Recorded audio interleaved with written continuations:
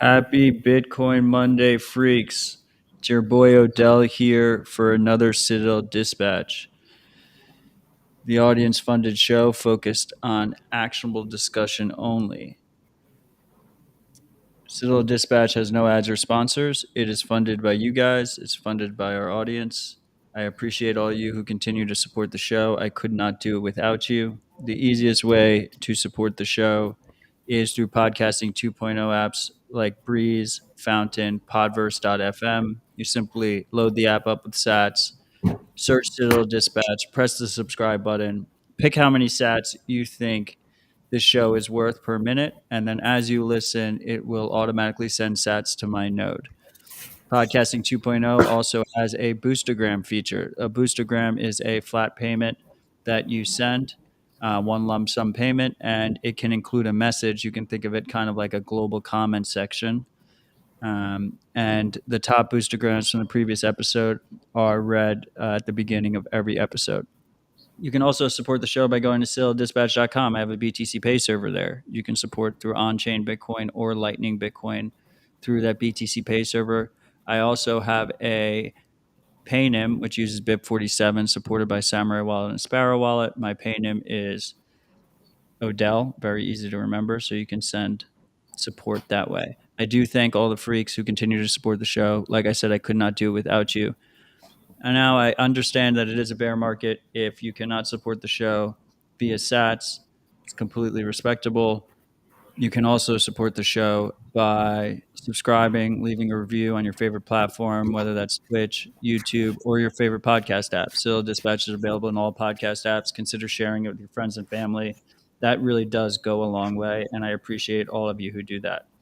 As always, on Citadel Dispatch, we will have our live chat going. You can participate in the live chat on YouTube, Twitch, or on our Matrix chat. All those links are at citadeldispatch.com.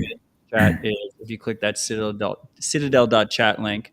Obviously, the Twitch link is if you click Twitch, and YouTube is if you click YouTube. So before we get started, I'm just going to read some of the top boostograms from the previous few shows. We had user, lots of numbers attached to the user. Sent 60,000 sats. He said, "You had me dying when you had to clarify that douchebag was a username. LOL." Then we had Riku Maru saying, with 12,000 sats, saying, "Thanks for not shying away from the hard topics, Matt. I'm a fan of Samurai, and I think the conclusion of the show should be, please add a warning screen on mobile app a la Sparrow in order to help onboarding education." We have Blockchain Boog with 5,000 sats saying, "Great convo. I would give it to Zelko." And then I'm also going to go and read some from our most recent Bitcoin.review episode. We have Pitar with 100,000 sats saying, "Here's $20 to buy a burrito in Ramallah. Cheers." And then we have CA Danner, Ride or Die Freak, with 7,500 sats saying, "Love the good natured debate and good humor from your Satoshi white paper, Artist Freak, CA Danner." We have CA Danner's art up at Bitcoin Park.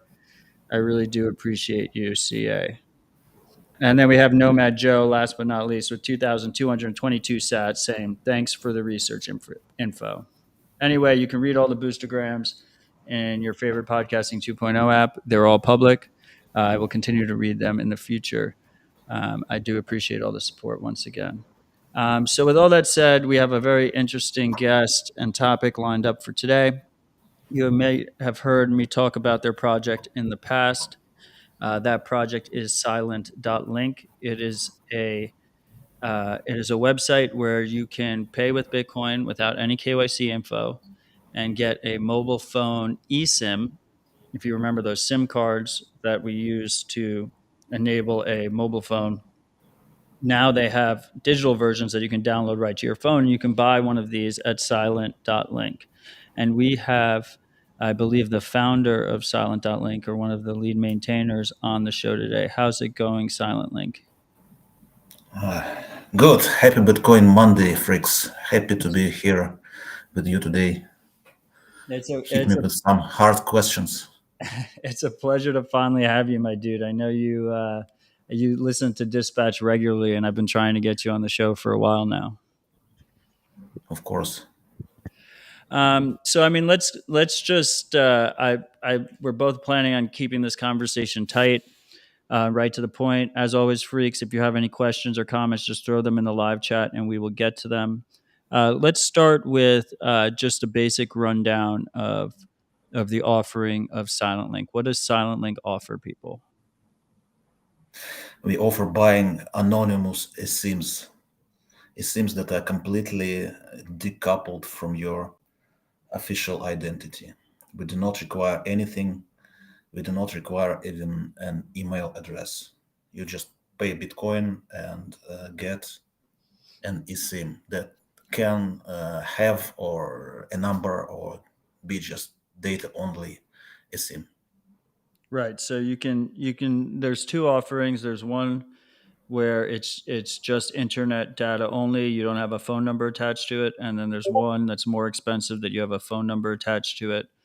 I guess so. Obviously, we've talked on Dispatch a lot about mobile phone privacy, and a lot of that starts which carrier you choose and how you get that SIM card throughout the developed world. It's becoming harder and harder to get a SIM card that's not immediately attached to your identity. If you sign up for something like one of the big majors in America, like an AT&T or a Verizon, they like basically ask for everything short of the blood of your firstborn child. They're asking for your name, your email, your mailing address, maybe a driver's license number, credit card information. All this stuff is obviously completely tied to your identity. A lot of us have gone out of our way to go and get SIM cards with cash and buy them with cash. But even a lot of those prepaid SIM cards now, once you get them, you have to go and activate on their website, and they require all this additional information. Maybe they block VPN usage while you're doing the sign up process. It's a really difficult process to get a SIM card that isn't directly tied to your legal identity.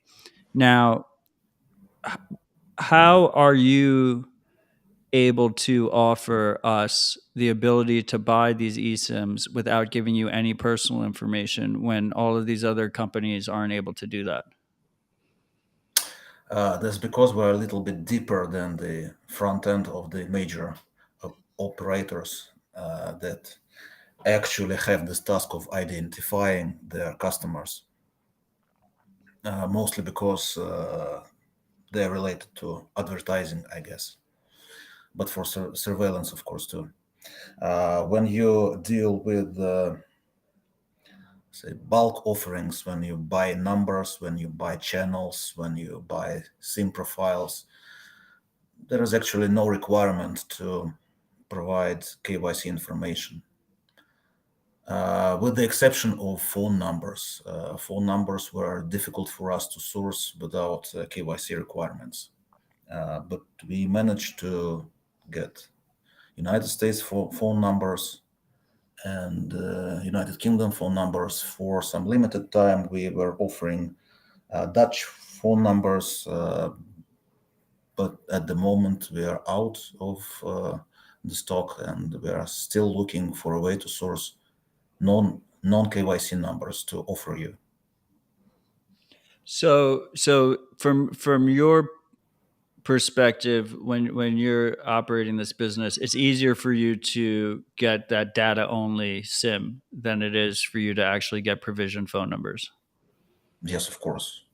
Not Interesting. only get them, also to sell them because they work much better. Well, obviously, the internet only data plans are useful for people. You're able to then use them with different VoIP applications and stuff like that. But a lot of the advantage is lost when you don't have the phone number. So many different services require phone numbers that are basically used as these identifiers. So the fact that we can get phone numbers through Silent Link is probably uh, substantially bigger of a deal for users than the data only.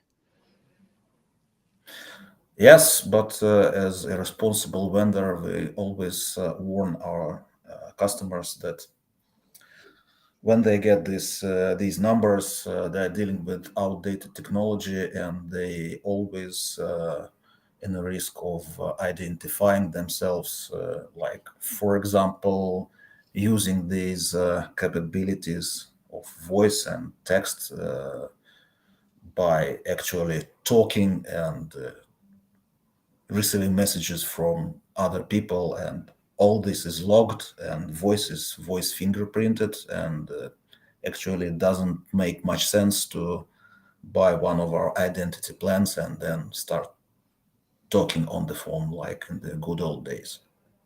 Right. So this is why on your website you suggest people, if they get a phone number, they attach it to something like Signal or attach it to something like WhatsApp and then use the VoIP capabilities of that app rather than actually use the native call functionality.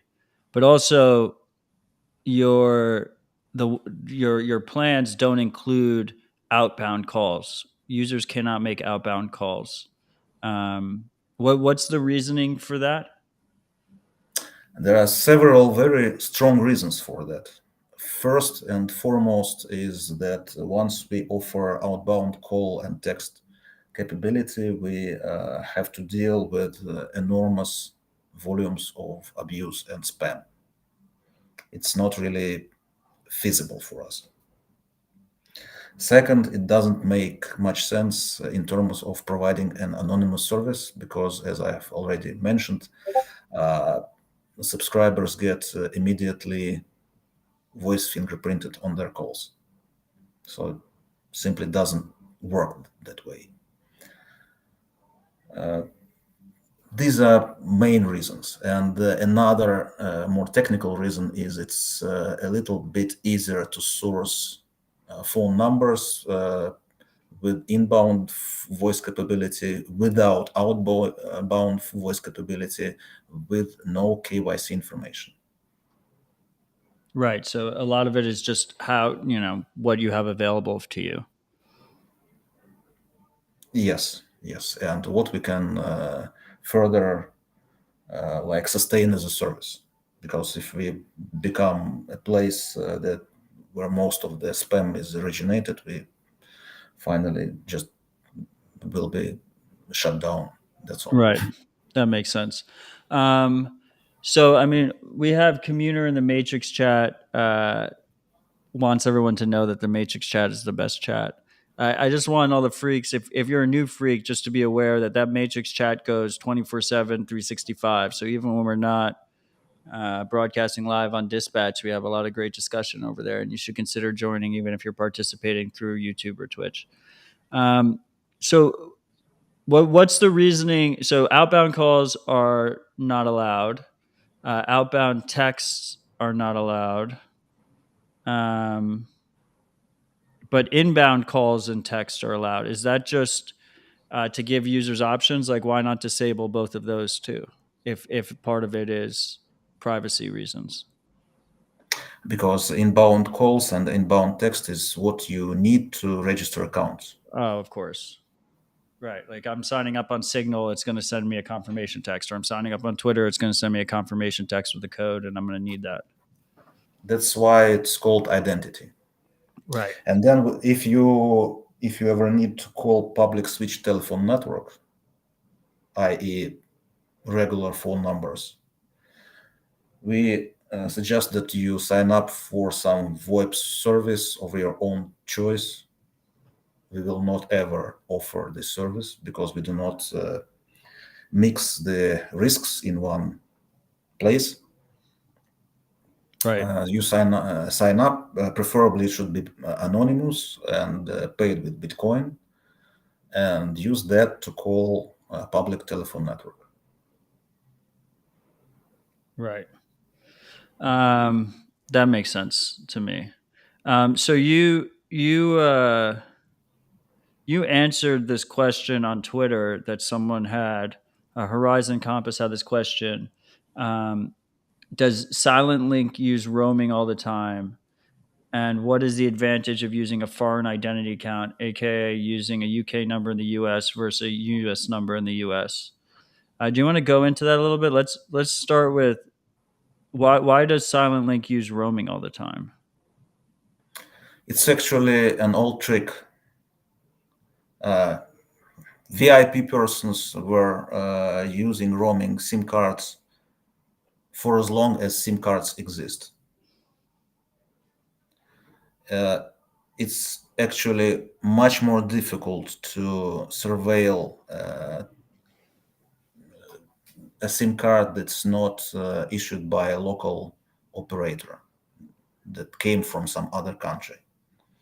It's very trivial to for local law enforcement or someone that can have some connections in the local operator to do whatever they want with your SIM card.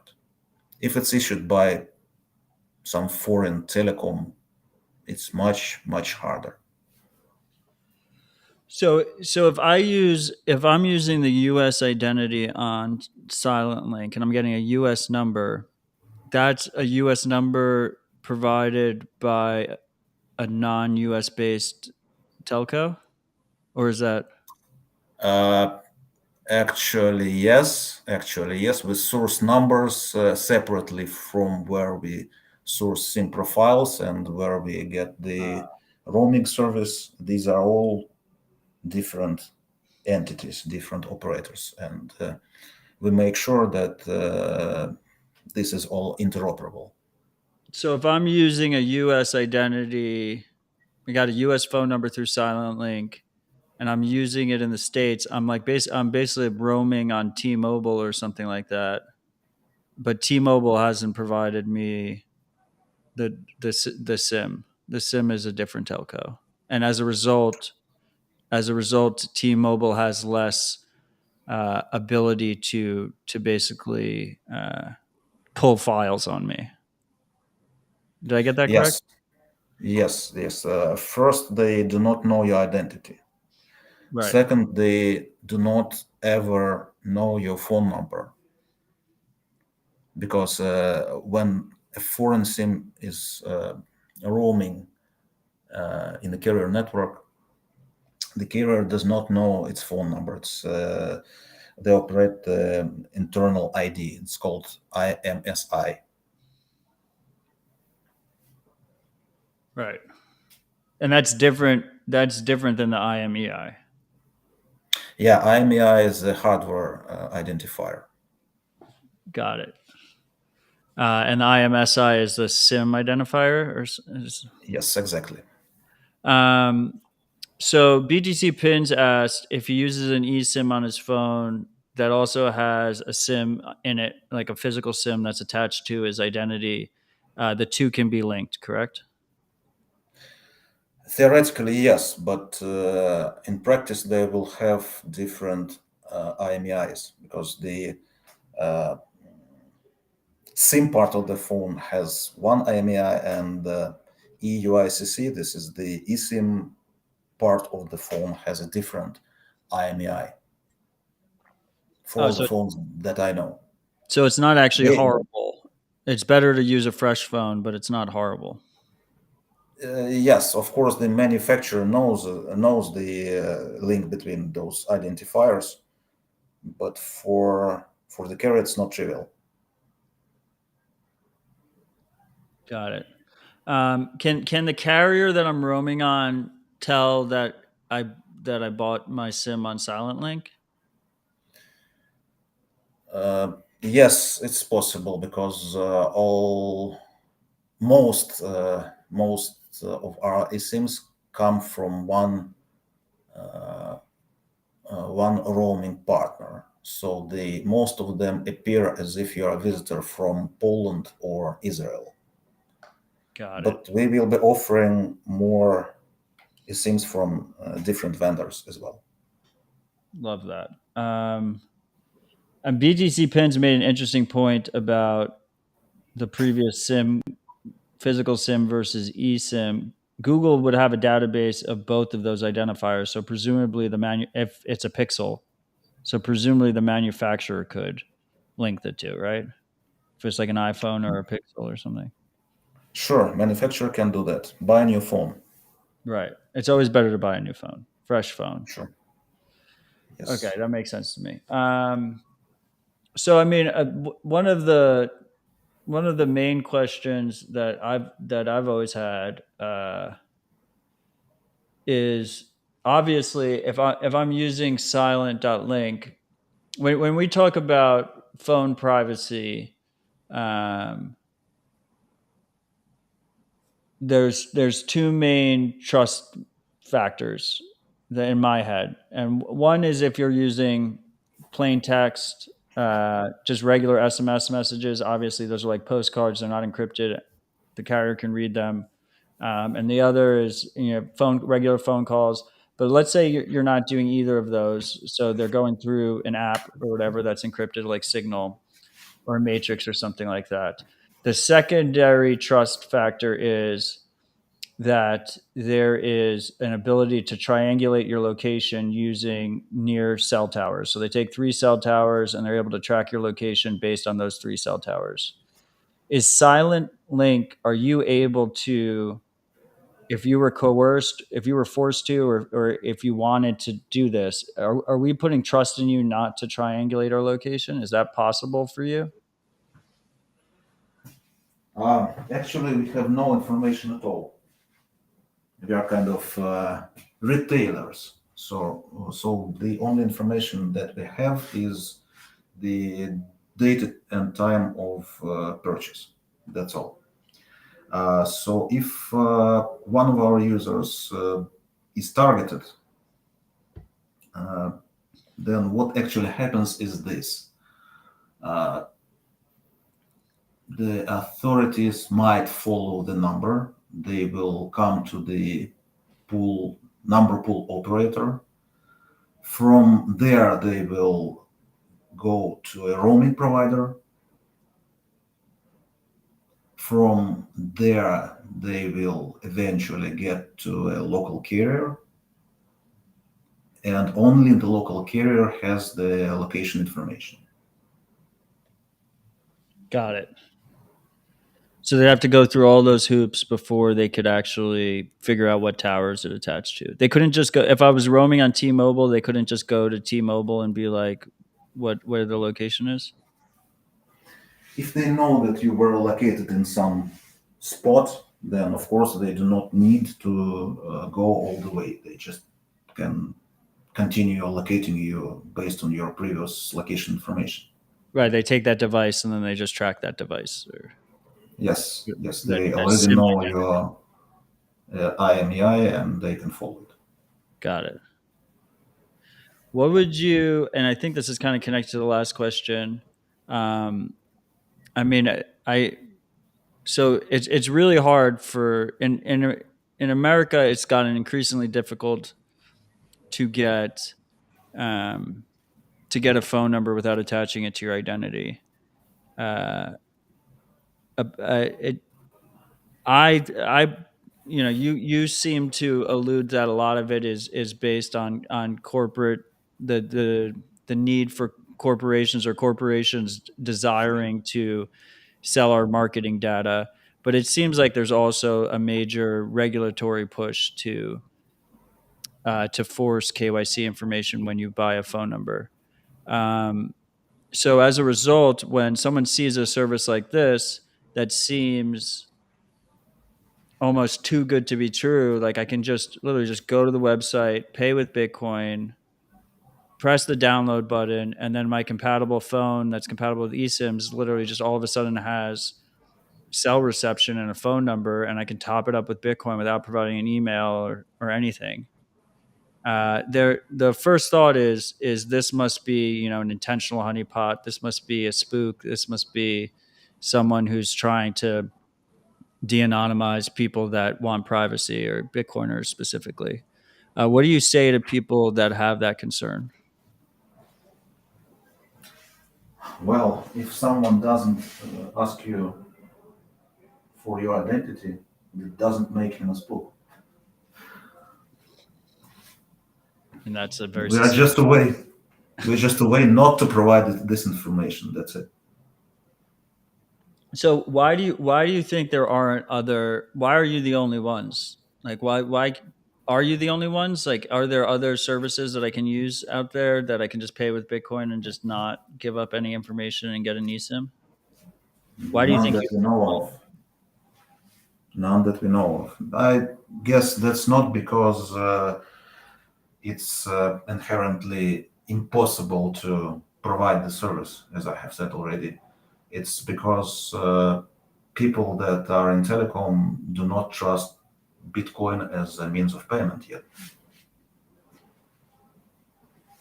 So there are services. So most of these types of services, they just choose credit cards because that's what people are comfortable with. That's what you think. People are comfortable with doing what they are used to be doing for some time. Right. Um, I mean, so let's jump into the product offering a little. But first of all, I just want to thank you again for joining us. This is a product that I've used. I find very useful. Like I said, I've talked about it on Dispatch many times. Um, it is. I mean, it is the ideal type of product that you'd like to see come out of Bitcoin as a payments technology, like the ability that I can essentially shop from you as a provider from around the world without giving you my private information and get a service that I really need that I can't find somewhere else. And it's also very useful for travel. Like I know a lot of people that use it specifically when they come to America, um, because it's hard to get a data plan in America as an international. Um, so first, the user pays $60 a year reoccurring fee for the identity plan. We'll focus on the identity plan. They get the U.S. number, and they have a $5 initial balance, and then so they get a page. They basically get like an account page that they have to save, and that account page is where they basically have to top it up to pay for their data usage and their text usage if they're using text messages on a per usage basis. How do you come up with the pricing is all listed at silent.link/rates. How are these prices determined? They are mostly determined by the roaming operator. We are offering the same prices. Presumably, you're adding a silent link fee on top so you can make money, right? We have a certain discount. Right. Um, so actually, the roaming provider, like, so you're getting the SIM from, like you said, like a Polish provider or an Israeli provider, and then they have a contract with like T-Mobile in the United States to pay a certain rate, and then they pass that on to you, and then you charge the customer. Yes, exactly. Awesome. Um, Freaks, if you have any additional questions while we have Silent.link here, please throw them in the chat. Um, this has been an extremely productive conversation so far. I mean, we're only a half an hour in, and I just feel like we've nailed pretty much everything. Um, is there something specifically that you'd like to talk about? Mm, merchant adoption, maybe. I would What, like to invite all merchants to join us with providing services to the Bitcoin community because it's a great pleasure. just merchants in general of all different types. Yes, yes, yes. Do you It's a very think? eye-opening experience. Do you think? Do you think we're trending in the right direction? Are you disappointed with how few Bitcoin merchants are, or is it the opposite that you're impressed No, with? it's the opposite. We are impressed. It's a great pleasure, as I've said. I feel like it's been growing relatively quickly, at least recently, the last like 2 years or so. Um, and specifically, I mean, what's really rare is seeing Bitcoin only merchants like yourself, where you don't even accept credit cards. There's no fiat; it's just Bitcoin only. Yeah, we have some pressure from the Monero community, who we respect, that we add Um, Monero as a native means of payment. But we have no such plans at the moment because BTC Pay server is and management of the Lightning node is enough headache for us at the moment. so Right now, I mean, you have a link on your website. You essentially like tell people to use one of the swap services if they want to pay with Monero, right? Yes, that should work for everybody, and we do not have to deal with another asset. Unfortunately, some people are always nagging us with we do not want to trust some third party. We try to explain that it doesn't make any sense. Actually, you do not need to trust fixed float to do the payment. Well, there's like Just custodial risk, temporary custodial risk when they send it if Fixfloat doesn't send the payment on. But it's like they're trusting them with like $60, whatever. for several seconds. Yeah, exactly. Um, so do you think that's interesting? I mean, for a long time, like I mean, I personally think BTC Pay Server is one of the most important projects in our space, just because it makes it so easy for merchants to accept Bitcoin natively and sovereignly. And it seems like you would agree with that. Of course, of course. And actually, euros is what made us make the service. Who did? You saying that it's one of the most important projects in the Bitcoin space. Oh, that means a lot. Glad to hear You that. directed our attention to this to BTC Pay server, and then after we saw it, of course, we wanted to use it because I it's love like that. owning a payment system. It's pretty powerful. Yeah, yeah. So it looks like we have more questions from the freaks now. Appreciate all you freaks who give us questions. Couldn't do without you. We have Carlos in the comments saying, "Have you ever had any issues with the providers that connect some mobile network operators, i.e., Cineverse?" No, no. Do you know what Never Cineverse heard about is? that. No, no, Neither do I. never. Was that? Um, Carlos, if you want to give us more context in the comments, let us know. I don't know what Cineverse is.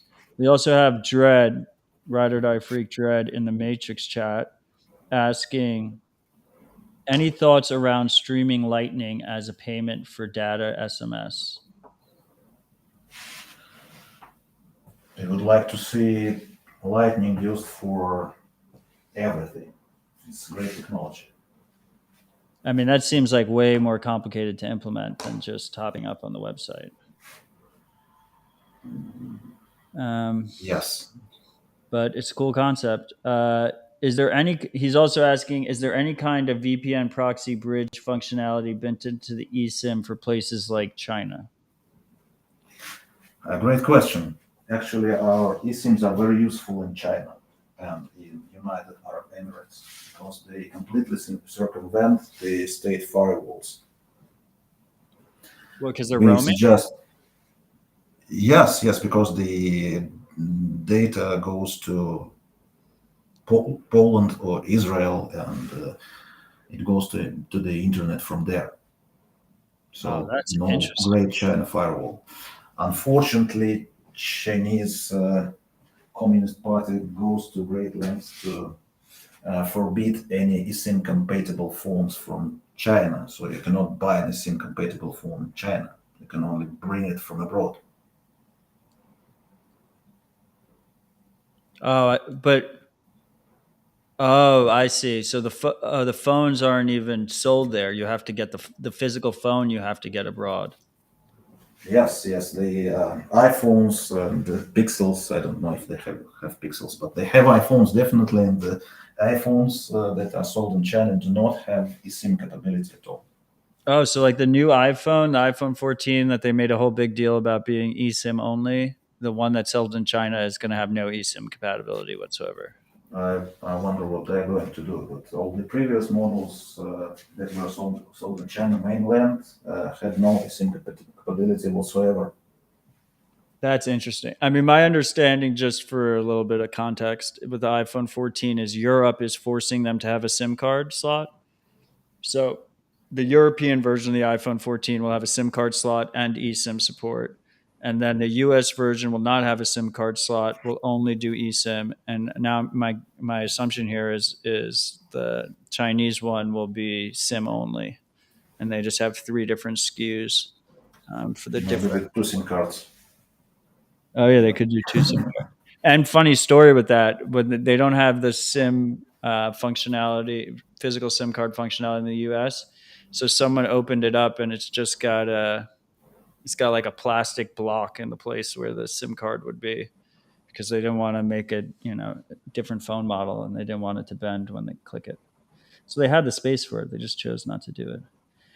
Carlos says Cineverse is used to facilitate establishment of data sessions for roaming subscribers, also used for text and maybe multimedia messages. Well, it sounds like you've had no issues there. Have you had any issues with someone buying a number or something and then it getting cut off mid-year, like while they're in their plan? No, never. And I guess that's just because you pick your partners wisely. That's got to Yes, be of the course. hardest part of your business, right? Is the actual providers. Yes, of course. We tried different vendors, and some were more reliable in terms of message reception and call reception, and we are offering the best. That's awesome. Well, I wish you guys the best of luck. I really do appreciate your service. I appreciate everything you do. Just Thank go you. back to that merchant adoption tangent we were talking about. What do you think? What do you think will? What is the single biggest thing that'll help boost merchant adoption? You do not have to hire an accountant Why do you not have to hire an accountant? because you do not have to. Fair enough. Like literally.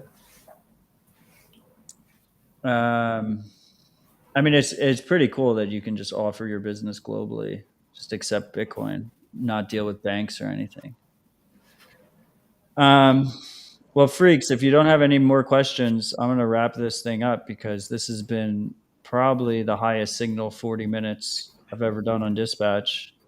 And I have no more questions for this gentleman.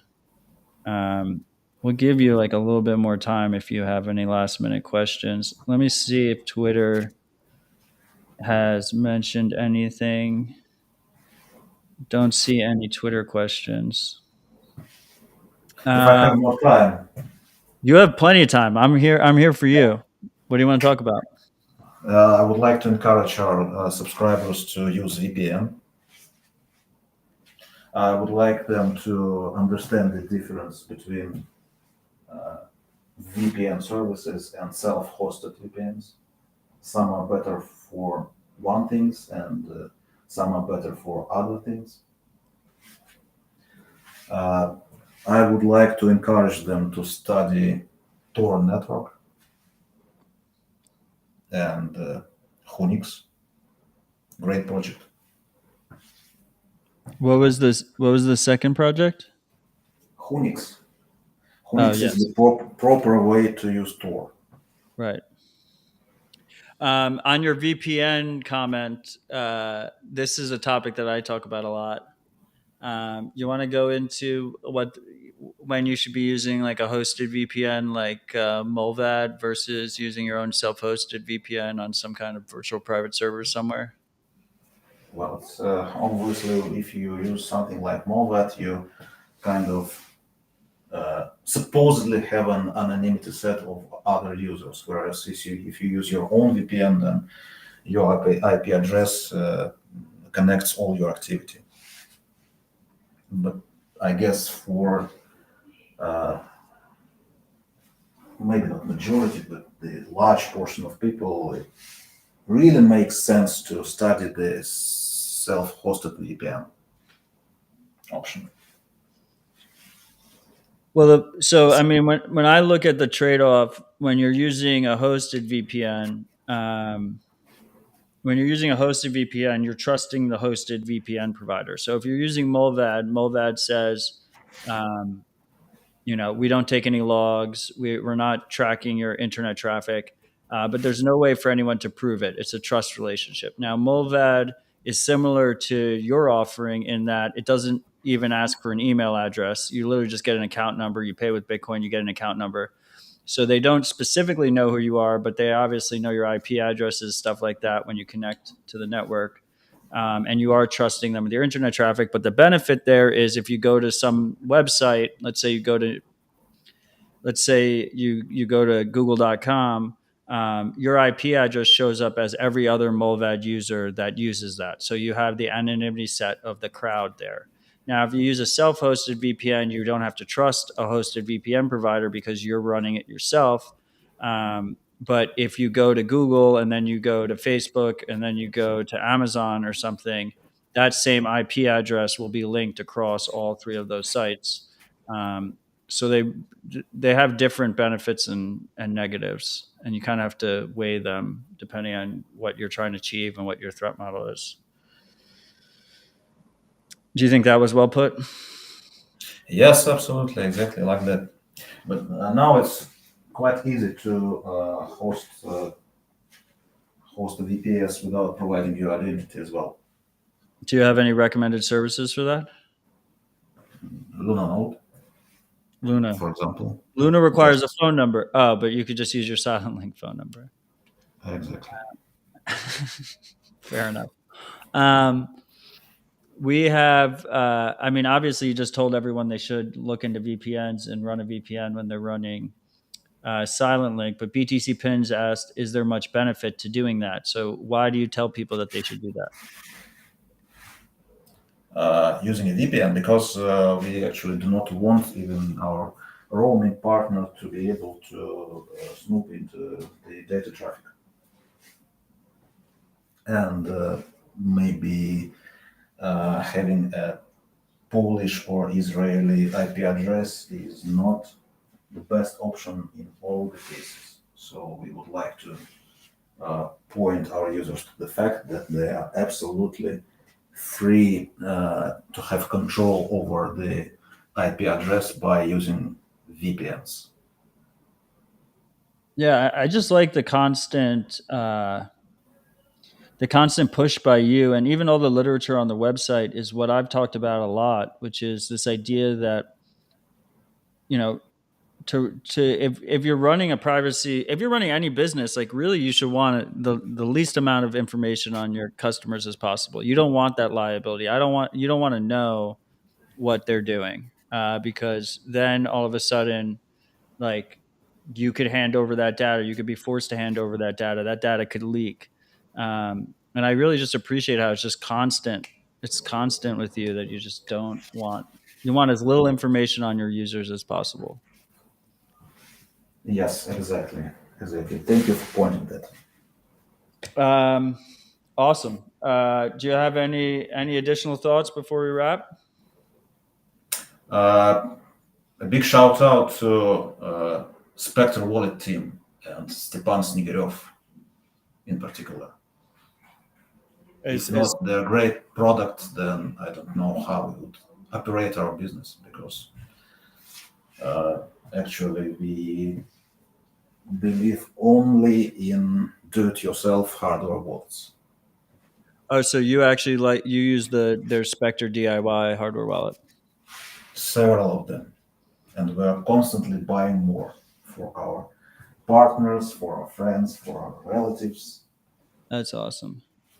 Yeah, no, I love that team. They also have a great software wallet on desktop. Them and Sparrow are my two favorite desktop wallets. Fully open source. You can use it with your own node very easily. Have you ever checked out the Seed Signer project? It's very similar to their DIY product, but it's cheaper. Um, Actually, we appreciate the effort, but comparing the seed signer to the Spectre wallet is how you do the same product in the wrong way. Well, I like the spiciness. Why? Because the main things about Spectre wallet are it has a big screen, so it lets you easily input your seed words, and you actually can use it stateless.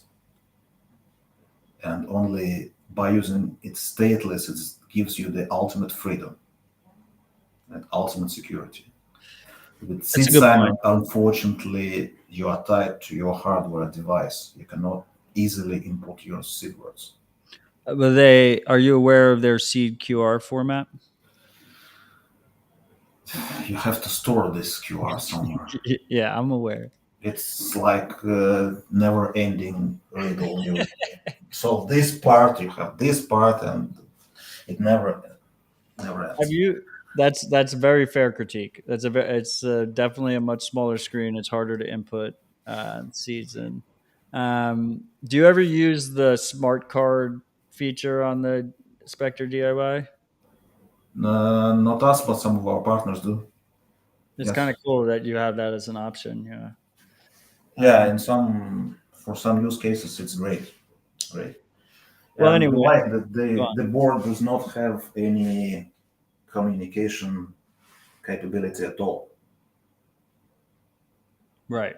and it cannot even multitask. Right. It's a very stupid device. Only, and you can audit the all the code. It's all in Python. Very useful. Awesome. Well, I will echo the sentiment. I definitely appreciate the team over at Spectre. Step on. They're fucking legends. I appreciate you. Thank you for coming on the show. Thank you for your product. Your project is awesome. I love it.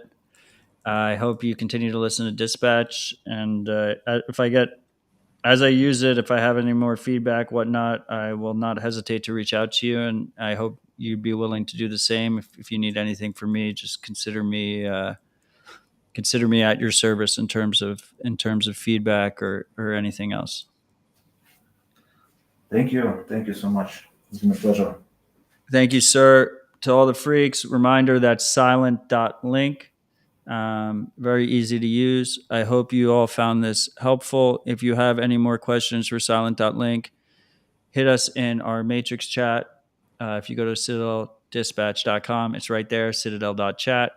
Um, or send a boostergram with your comments and I can relay them over to SilentLink. He's also very active on Twitter. His Twitter handle is at SilentLink1 on Twitter, so you can hit him up directly. Um, yeah, and that's all. I appreciate you all. Stay humble, stack sets. Cheers.